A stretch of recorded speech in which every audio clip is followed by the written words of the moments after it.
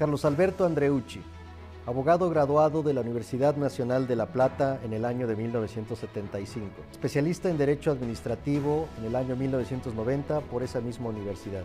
Realizó estudios superiores de doctorado en la Facultad de Derecho de la Universidad Complutense de Madrid en los años 1976-1977. Profesor de Derecho Administrativo de posgrado y maestría en Derecho Administrativo de la Universidad Nacional de La Plata, de la Universidad Austral, del Comahue, del Nordeste Corrientes. Presidente del Colegio de Abogados de La Plata en los años 2000 a 2003. Presidente de la Federación Argentina de Colegios de Abogados en los años 2003 a 2011. Presidente del Consejo de Órdenes y Colegios de Abogados del Mercosur por los años 2012-2014. Miembro integrante del Consejo Académico de la Escuela Judicial del Consejo de la Magistratura de la Nación, representando a la Federación Argentina de Colegios de Abogados en los años 2000 a 2003. Presidente de la Unión Iberoamericana de Asociaciones y Colegios de Abogados, UIVA, del 2016 a la fecha.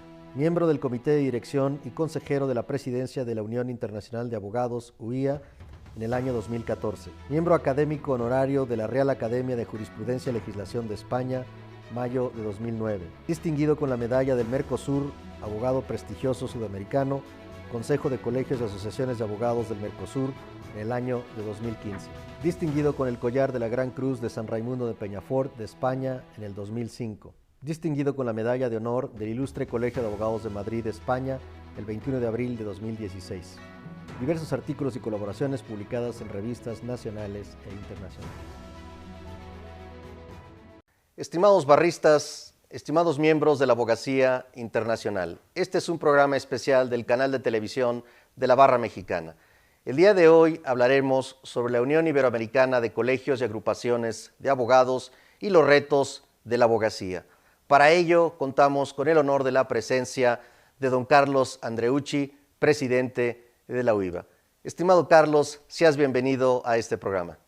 Encantado, Héctor. Un gran gusto, un gran abrazo a la barra, a todos los colegas y todas las abogadas y abogados mexicanos que tan entrañable hermanamiento siempre tenemos. Muchas gracias. Estimado Carlos, ¿podrías platicarnos brevemente qué es la UIVA, cómo se formó y quiénes la integran? La UIVA nace allá por 1976 con motivo del fallecimiento del entonces caudillo Franco, donde el Ilustre Colegio de Abogados de Madrid, conjuntamente con el entonces reciente rey Juan Carlos I, decidieron establecer un hermanamiento con Iberoamérica desde la abogacía, tanto por la transición española como por la realidad de Iberoamérica, que prácticamente tenía todos sus estados bajo dictaduras. Por lo tanto, se comenzó un trabajo de solidaridad, de complementariedad y de hermanamiento entre todas las abogacías de Iberoamérica para recuperar las democracias y consolidar a partir de ahí el nuevo modelo del Estado de Derecho. Este régimen estatutario que nos junta coordina 22 países de Iberoamérica, que son España, Portugal, México, hasta Argentina, con todos los países entre medios que van haciendo el gran conglomerado iberoamericano, y por lo tanto tenemos hoy una tarea, hoy ya evolucionada luego de las dictaduras, de consolidar el Estado de Derecho, de realizar un acompañamiento a los colegios de abogados en orden a lograr colegiaciones legales, colegiaciones que pongan registros de matrícula, disciplina, capacitación permanente, y por sobre todas las cosas comprometidos con una mejora de la sociedad en toda Iberoamérica. Por lo tanto, nuestra tarea hoy es verdaderamente desafiante, pero muy placentera porque muchísimos de todos estos colegios estamos trabajando en la misma sintonía. Muchas gracias. Este programa se está transmitiendo por un servidor desde la Ciudad de México y por el lado de don Carlos Andreucci desde la Argentina. ¿Nos podrías platicar un poquito de la situación en Argentina, de qué retos han tenido que enfrentar en relación con el COVID-19?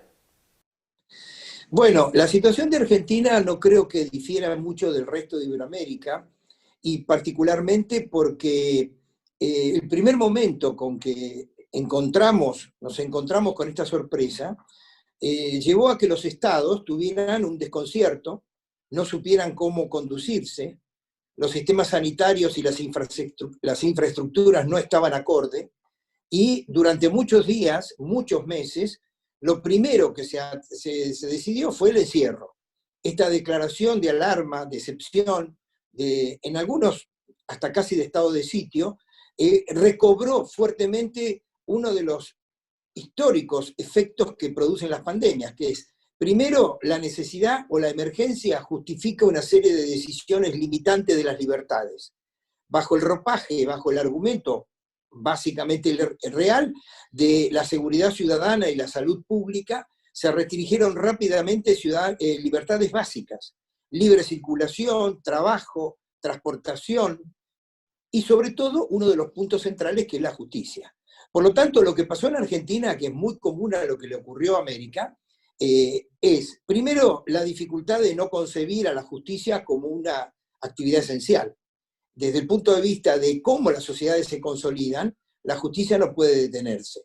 Y por eso la realidad de Argentina, que además sumó su crisis económica, su deuda externa, su prácticamente default, que tiene hoy un cuadro económico-financiero gravísimo, con una limitante en la disponibilidad de divisas extranjeras, donde ningún argentino puede hoy girar al exterior. Tenemos una reducción de compra de divisas que no permite más de $200 por mes. Imaginen ustedes que la Argentina, que tenía este conflicto económico precedente, sumó el argumento de la condición sanitaria y hemos sufrido y seguimos sufriendo todavía, después de 9 meses, limitaciones serias y un control desde el punto de vista sanitario que prácticamente ha limitado el respeto a la protección de datos, y estamos también denunciando el problema de los ciberpatrullajes, que bajo el ropaje del concepto sanitario, hoy toda la ciudadanía está perfectamente monitoreada por los sistemas online. Muchísimas gracias, Carlos. Un fuerte abrazo a todos nuestros hermanos de Argentina y de toda Latinoamérica. En verdad que estamos sufriendo todos los terribles efectos de la COVID-19. En el caso de México, después de 9 meses, hemos tenido un desarrollo interesante en materia de actividades jurisdiccionales, evolucionando de juicios presenciales a juicios electrónicos. Y quisiera preguntarte, ¿cuál es la situación de Argentina? ¿Cuál ha sido la experiencia en materia de juicios online o juicios electrónicos o expedientes electrónicos? El expediente electrónico en Argentina, como hace años en muchos lugares, lo veníamos explorando y lo veníamos sosteniendo desde la abogacía. La abogacía en su estructura colegial, que en Argentina es colegiación legal, por lo tanto tenemos 24 distritos, pues somos un país federal, somos muy iguales a México. Los distritos locales son los que regulan la normativa en materia de registro de matrícula y disciplinar. Bueno, ya hace tiempo que todos los colegios, a través de la Federación Argentina de Colegios de Abogados, que en mi época de presidente de esa organización, del 2003 al 2011, ya instalamos el debate de la electrónica y de la conectividad online, y como no era una necesidad, había cierta pereza. Los poderes judiciales no tenían esa vocación y sobre todo la resistencia de muchos jueces a ser administrados por medio de los informáticos, porque en esta etapa, que vino de manera, yo diría, violenta, a acomodar las relaciones, los informáticos son aquellos que empezaron a gestionar. Por lo tanto, es asimétrica la situación que tiene Argentina, centros urbanos muy consolidados desde el punto de vista del expediente electrónico, pero el interior con unas grandes asimetrías, los sectores rurales, subrurales, montañosos, en donde no es fácil, porque no hay internet, no hay banda ancha, no hay en muchos casos energía eléctrica. O sea, los países grandes tenemos enormes dificultades de igualación en el verdadero ejercicio y garantía de los derechos.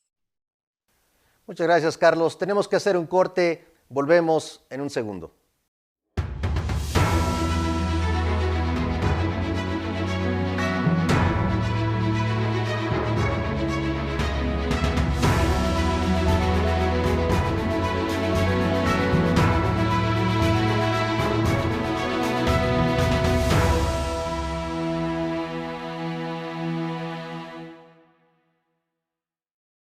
Estamos conversando con don Carlos Andreucci, presidente de la Unión Iberoamericana de Colegios y Agrupaciones de Abogados. Estimado Carlos, ¿nos podrías indicar cuáles son las principales actividades que realiza la UIVA? Sí, Héctor, gracias. La UIVA tuvo dos o tres periodos muy fuertes desde su fundación. El primero fue la etapa de proteger a los abogados en la época de la dictadura. Una vez que la dictadura culminó y volvió la democracia, empezamos a trabajar fuertemente en consolidar los valores democráticos y los estados de derecho. A partir de ahí, nuestro estatuto tiene como objeto primordial promover la construcción, la formación, la creación de colegios y agrupaciones de abogados como entidades de la sociedad civil que deben garantizar a los abogados la independencia, a los abogados y abogadas, la independencia en el ejercicio de su profesión como garantía ciudadana. Además de esto, contribuir a la capacitación permanente, que es uno de los grandes temas en la formación, tanto de grado, cuando el alumno estudia, como una vez que se graduó, que es la certificación permanente, un tema que lo hemos debatido y mucho en México, y lo conozco ahí en la gran preocupación que ustedes tienen. Un tercer tema que tiene que ver con la garantía de que los colegios lleven adelante la confianza pública para proteger la democracia y el Estado de Derecho, que en estos periodos, sobre todo por la pandemia, está sufriendo una mengua muy grave a partir de que los poderes políticos, sobre todo el poder ejecutivo, en momentos de excepción, concentran el poder, limitan libertades, limitan el ejercicio legislativo y por lo tanto empieza toda una tendencia de supresión y de control social, supresión de derechos y de control social, entre lo cual está este seguimiento que nosotros denominamos ciberpatrullaje, por el cual las aplicaciones tecnológicas que han sustituido la conectividad física están siendo monitoreadas de manera directa por los organismos estatales y están obteniendo datos personales de cada uno de nosotros, haciendo sesgos y estableciendo una serie de controladores en donde el secreto profesional es uno de los grandes debates que la abogacía debe y la UIVA debe atender, porque en los controles electrónicos, en los procesos que hablábamos minutos antes, hoy tenemos serias dificultades o serias inseguridades de que el ejercicio profesional respete el secreto profesional y por lo tanto mengüe el ejercicio de los derechos de los ciudadanos. Por lo tanto, tanto la inteligencia artificial, el e-government y las propuestas desde el punto de vista tecnológico, creemos que es uno de los grandes desafíos de UIVA en su futuro. ¿Cuál es el papel de la UIVA en la Organización de Estados Americanos? Bueno, la verdad que hemos tenido un reconocimiento importante. Nosotros hemos asumido por primera vez en la historia de UIVA, digo nosotros como americanos, porque siempre fue presidida por españoles, pues del 2016 en adelante asumimos esta responsabilidad e inmediatamente en una organización bien repartida, regional, con representantes mexicanos de Centroamérica, del norte de Sudamérica, Brasil, España, Portugal, etc., tuvimos un encuentro en la Organización de Estados Americanos, hablamos con su secretario general y su jefe de gabinete, y hemos tenido el reconocimiento de tener una silla permanente dentro del espacio de la sociedad civil, por la cual no solamente somos referentes desde el punto de vista jurídico a todas las preguntas y consultas que la Organización de Estados Americanos nos hacen en orden a la sociedad civil de la abogacía, sino que además participamos de las asambleas generales de OEA. Por lo tanto, tenemos una voz muy interesante, ese tambor batiente que Iberoamérica debe tener desde la sociedad civil, que nos reconforta, de la misma manera que estamos haciendo lo propio en una conectividad con la organización de la ONU. Por lo tanto, los dos frentes están siendo hoy un gran desafío para UIVA. Muy bien. ¿Cuáles son los retos que está enfrentando la abogacía iberoamericana en relación con la COVID-19? Bueno, los retos, primero yo creo que no todo pasa por los problemas del conocimiento. Mucho pasa por el tema de la sensibilidad, la confianza, la tenacidad, mantener el espíritu que nos justificó estudiar abogacía, esa búsqueda de la justicia.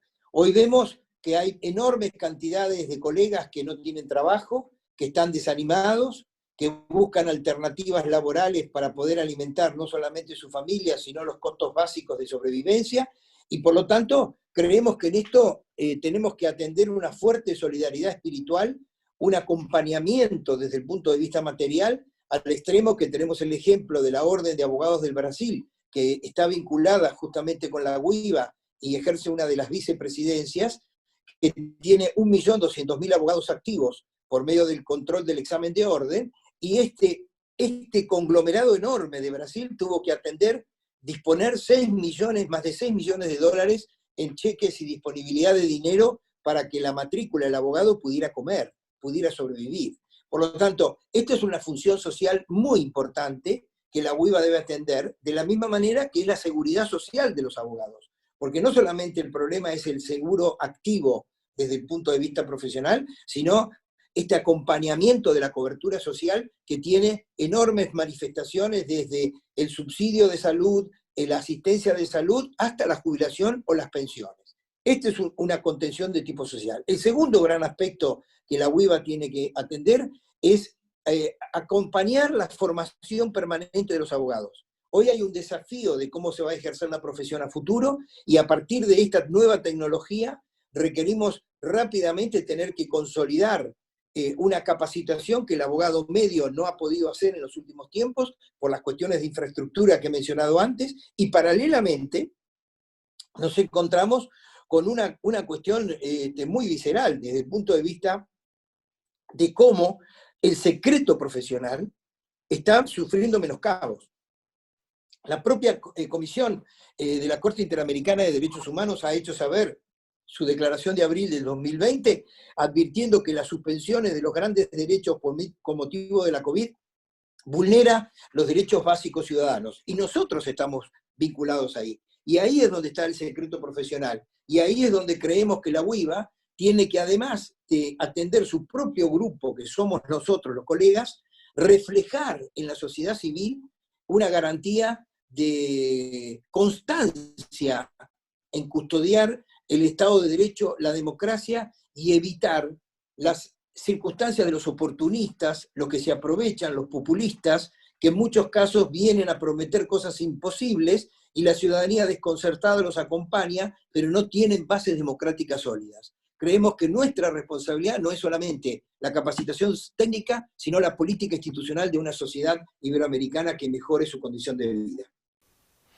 Muy bien, estamos conversando con Carlos Andreucci, presidente de la Unión Iberoamericana de Colegios y Agrupaciones de Abogados. Regresamos después del corte.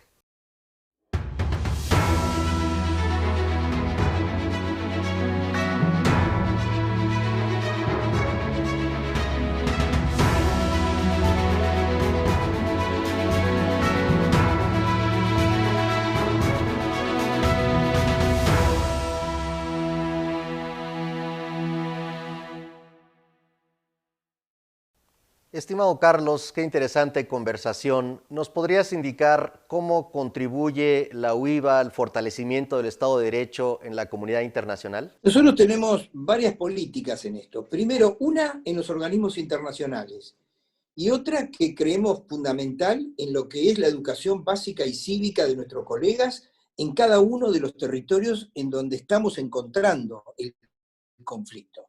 Y voy a ser muy concreto en lo siguiente. Nosotros hace tiempo que venimos en una tarea de cooperación con la Secretaría General de Iberoamérica, que es la CEGIP, por la cual esta secretaría, que coordina a todos los ministros de Relaciones Exteriores y jefes de Estado de Iberoamérica, analiza, entre otros valores, cómo está el Estado de Derecho, y la UIVA es un cooperador activo, directo, desde este punto de vista. Por lo tanto, Rebeca Grispan, que es hoy la secretaria para Iberoamérica, que conduce un equipo en este camino, nosotros contribuimos en esa faceta, en distintas órbitas. Por lo tanto creemos que es una política de Iberoamérica desde la órbita del Estado, ministros de Relaciones Exteriores y jefes a través de sus respectivas cumbres. Segundo aspecto, los ministros de Justicia tienen la Comisión Permanente de Ministros de Justicia, que es la COMGIB, que hoy coordina como secretario general Enrique Gil de Colombia, donde también creemos que desde la órbita de los ministros de Justicia nosotros tenemos que contribuir en esa cooperación. Tercer aspecto, esta silla permanente de OEA, donde en la Asamblea Nacional, Asamblea General de la OEA que se hizo el año pasado en Medellín, hemos elaborado un documento de seguimiento sobre la situación institucional en todos los aspectos que tienen que ver con el módulo de los protocolos sobre el Estado de Derecho. situación de migrantes, situación de niños, situación de violencia doméstica, situación de trabajo esclavo, que es uno de los nuevos modelos de cómo la esclavitud revivió desde el punto de vista laboral. La trata de personas, la trata desde el punto de vista laboral de los niños, como decía. El tema del arbitraje, que es una de las claves centrales para la armonización y la pacificación desde el punto de vista de los negocios en las pequeñas y medianas empresas, que como tal, el 95% de la mano de obra de Iberoamérica se emplea en pymes. Por lo tanto, hay una enorme lista desde el punto de vista institucional que consolida que el Estado de Derecho sea lo más homogéneo para todas pese a las diversidades. Ahora, luego vienen los factores particulares. Por ejemplo, Venezuela. Venezuela tenemos una crisis que ya no se transforma solo en una crisis nacional, sino que por la envergadura de su exportación a la región, producto de la migración, entre otras cuestiones, ha generado una preocupación especial en Guiba, que nos ha permitido participar en los últimos tiempos en la Asamblea Nacional Venezolana, donde analizamos la condición de un Estado fallido, o más bien de un Estado forajido, una categoría internacional desde el punto de vista político que ha sorprendido a muchos, pero que desde hace unos 20 años se viene trabajando en el derecho internacional para poder someter todos los incumplimientos desde el punto de vista de los delitos de lesa humanidad a la Corte Penal Internacional. Este mismo ámbito lo tenemos en Nicaragua, que tiene una crisis estructural desde el punto de vista de la garantía de los derechos y donde asistimos particularmente a los colegios locales. Por lo tanto, vemos que nuestra labor es estar lo más atento posible, estar en contacto directo con los propios vinculados de las naciones y asistirlos de manera global y además generar un paraguas de protección como dirigentes para que no flaqueen la vocación y el coraje y la tenacidad de seguir adelante. Muchas gracias. Uno de los pilares del Estado de Derecho es sin duda la justicia y la democracia. Y dentro del rubro de justicia, pues no podría entenderse esta sin un poder judicial verdaderamente independiente. ¿Cuál es la perspectiva de la OIVA sobre la independencia del poder judicial en los países iberoamericanos, particularmente con el surgimiento de líderes populistas? Cito el caso extremo, por ejemplo, de Venezuela, pero en jurisdicciones como México, pues también tenemos un liderazgo político considerado como populista. ¿Qué riesgos advierten en el tema de la independencia de poderes judiciales en Iberoamérica? UIVA viene trabajando este tema desde hace muchos años en orden a consolidar el Estado de Derecho. Ya hace más de 10 años nosotros hicimos, 10 años, sí, más o menos, hicimos un relevamiento de Iberoamérica sobre todos los estándares y los protocolos del Estado de Derecho, y el índice desde el punto de vista de la justicia nos dio una gran preocupación. Por ejemplo, hoy el liderazgo no está básicamente en los jueces, sino que hoy tiene una fuerte presencia en los fiscales.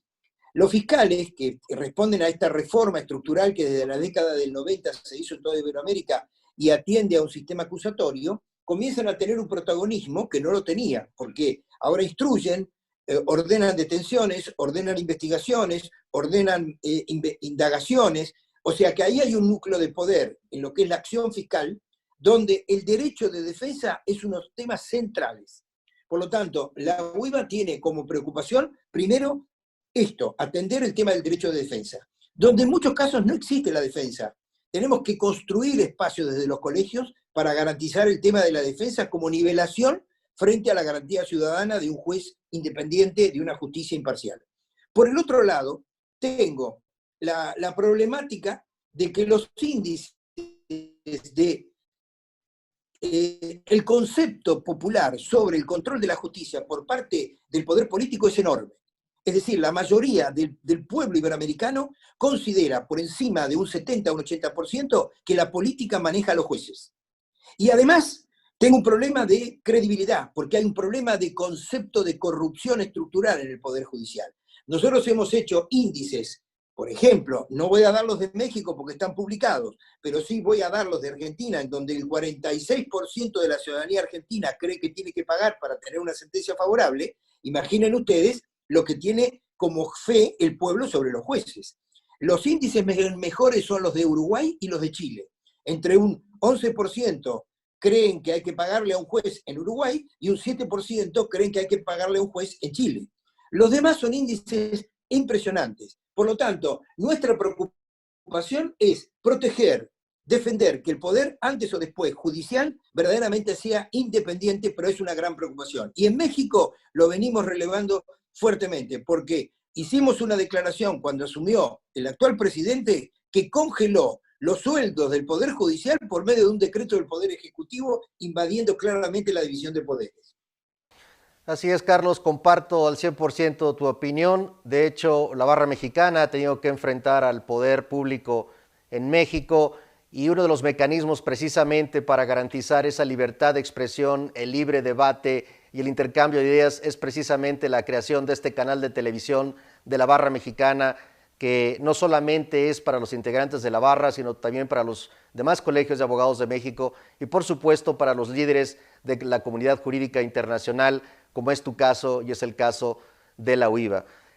Finalmente, lamentablemente se nos ha terminado el tiempo. Quisiera pedirte, por favor, dirijas un mensaje para la abogacía iberoamericana. Primero, mi mensaje es agradecer de corazón a la barra mexicana, a ti, como conductor de este gran espacio, de esta conexión internacional que es brillante, es necesaria, puesto que la ciudadanía civil tiene que conocer cómo está comprometida la abogacía en un mandato universal, que no es solamente recibir la encomienda para defender derechos, sino para un compromiso de mejor calidad ciudadana en todo el mundo. Segundo, la abogacía iberoamericana tiene una cultura común, tiene un mundo común. Este es uno de nuestros puntos de colaboración con la CEGIP. La cultura jurídica común universal iberoamericana, nuestro idioma, nuestras tradiciones, nuestros valores, nuestro sistema de derecho, donde prácticamente tenemos una comunidad jurídica en un sistema continental europeo con algunas fuentes que vienen ahora del common law, pero nosotros tenemos una cultura jurídica muy amalgamada que como tal tenemos que consolidar. Y desde el punto de vista de las tradiciones, nuestras tradiciones son democráticas, debemos defender los modelos democráticos y la abogacía cada día, porque en esto yo lo reflejo en cualquier momento, en una reunión familiar, el abogado o la abogada siempre se transforma en algún momento de la reunión en el punto de referencia.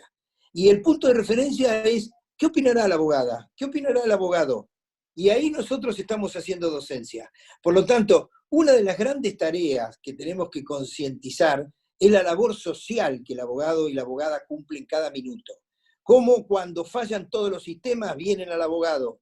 Cuando hay un conflicto, vienen al abogado. Y nosotros que estamos en la pasión entre el patrimonio, la vida, la libertad, las distintas garantías de los derechos, siempre somos un factor que al poder molestamos, a cualquier poder, público o privado.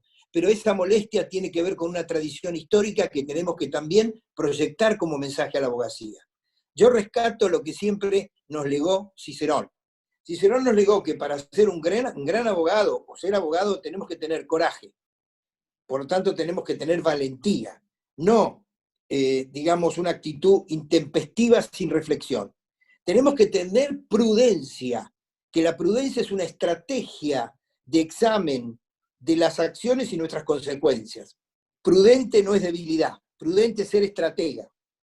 Tenemos que tener templanza.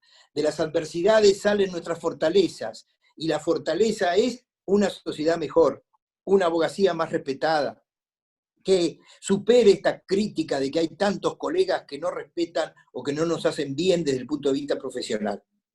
Y nunca perder el valor de la justicia. Nuestra razón de ser es dar a cada uno lo suyo, y ese es un valor supremo. Y por último, que pudiéramos conjugar, como decía Cicerón, que si sumamos todos estos valores tendremos la sabiduría, nunca dejar de ser un abogado insatisfecho. El abogado no puede ser complaciente, no puede decir todo está bien. Siempre vamos a encontrar un punto de insatisfacción donde por medio de nuestra palabra, nuestra lógica, nuestro argumento jurídico, logremos mejorar la sociedad. Nuestra arma no es la violencia, nuestra arma es la disuasión, la convicción, el argumento jurídico para mejorar sucesivamente lo que ha sido la contribución de la abogacía a lo largo de los siglos. Una civilización que merece ser tal. Por lo tanto, este es mi mensaje para que universalmente los abogados y las abogadas estemos juntos, estemos cerca de los colegios, no nos apartemos de los colegios y de las organizaciones, porque juntos es la fortaleza final que nos recordaba Ángel Osorio Gallardo. Un abogado es presa fácil de cualquiera de turno. Lo podemos eliminar, coartar, afectar a su familia, pero juntos no. Juntos es mucho más difícil. Y en Argentina lo vivimos. Firmábamos los habeas corpus, todas las comisiones directivas conjuntas para que los abogados no pudieran ser secuestrados y exterminados de manera individual. Esa consolidación permitió que la dictadura terminara y los colegios perduraran. Ese es nuestro sueño. Héctor, un gran abrazo, mil gracias a todos ustedes y el éxito que siempre deseo que México como país hermano logre. Muchas gracias. Este fue un programa especial del canal de televisión de la Barra Mexicana, en el que conversamos con don Carlos Andreucci, presidente de la Unión Iberoamericana de Colegios y Agrupaciones de Abogados. Estimado Carlos, muchísimas gracias por el honor de tu presencia.